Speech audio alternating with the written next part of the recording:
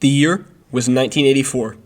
Randy Lanier was one of the drivers for the Blue Thunder racing team, the racing team that he had started just the year before. And with this, he was going to beat Porsche at their own game, in their own backyard. Welcome to today's video, car guys, where we are going to look at the story of Randy Lanier, the drug lord who beat Porsche at their own game. This story has a really interesting ending, so make sure to stick around till the end. Randy Lanier came from humble beginnings. He was born in 1954 to a lower middle class family. His mom was a caretaker in a psychiatric hospital, and his dad was a draftsman. He discovered weed at the age of 14 and used it recreationally. At 15, he began to sell it on the side. He was caught with some weed at school, and he dropped out just so that he wouldn't have a suspension on his record. He later got his GED, but didn't put it to much use, as he instead got a job as a construction worker. Yeah, not a great start to his life, but stick around because trust me, this is about to get really interesting. At age 20, he bought a speedboat for recreational use with the money that he had made as a drug dealer on the side. He used this boat to smuggle more drugs from the Bahamas and to convert his business into a full-time gig. With more drugs sold, he made more money. Now, to get to the fun part of the story, his motorsport career. He began his career after attending an SCCA meeting and a car show in Miami. He had been converted. He now knew that motorsports was his passion and what he wanted to do. So, with his drug money, he bought himself a 1957 Porsche 356 Speedster, which he raced in the E-Production class, eventually winning the title in 1980. But that wasn't enough for him. He wanted more. So he pushed on to the IMSA GT class. He made his debut at the season finale at Daytona, partnering with Bob Woolek and Edgar Duran. The trio ran well at the start of the race. Duran and Woolek ran between 5th and 3rd place for their first 18 hours, but that's when Lanier took the wheel. He had been nervous all day, and his crew members and fellow drivers were worried that he wasn't race ready. In his first hour, Lanier messed up and drove his car off course, destroying a suspension, resulting in a 30th place finish. Despite that, the team still saw potential because of how he had ran before wrecking. He was invited to return to the team next year to compete in the 24 Hours of Le Mans.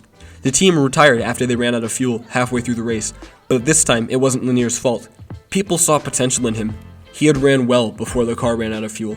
His lucky break was soon coming. At only his 5th race at the 6 Hours of Motorsports at the Canadian Tire Track, he got his first ever podium, finishing a solid 3rd place, and after that, 2 races later, scored another podium, another 3rd place at the Mid-Ohio 6 Hours. Between 1982 and 1983, he raced for a variety of other teams, scoring a 2nd place finish at Daytona, but having mechanical issues for every other race he entered. Now, he was tired of having these issues, so he said, screw it, I'm gonna go start my own racing team. Now, Ryan, you say, doesn't that cost a lot of money, and isn't that something that Lanier didn't have? And to that I say, yes, it costs a lot of money to start a racing team. But what you're forgetting is that in between races, he was still selling the devil's lettuce on the side and making a lot of money doing it.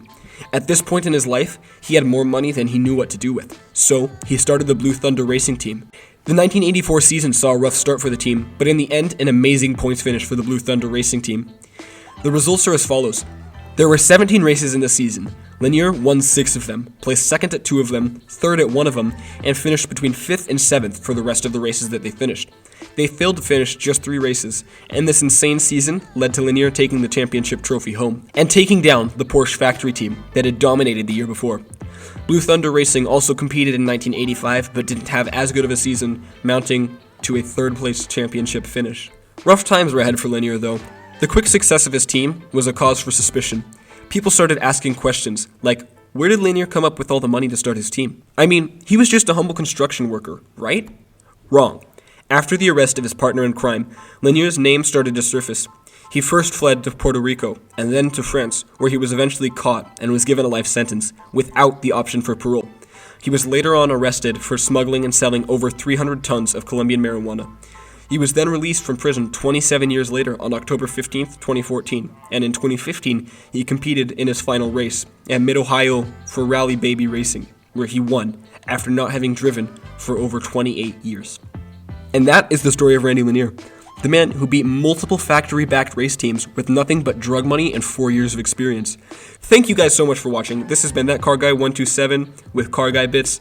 If you had made as much money as Lanier selling drugs on the side, what would you have spent it on? Comment down below. And thank you guys one final time for watching. Please share this video with somebody who you also think would enjoy the story. And thank you guys for watching. Catch you guys next time.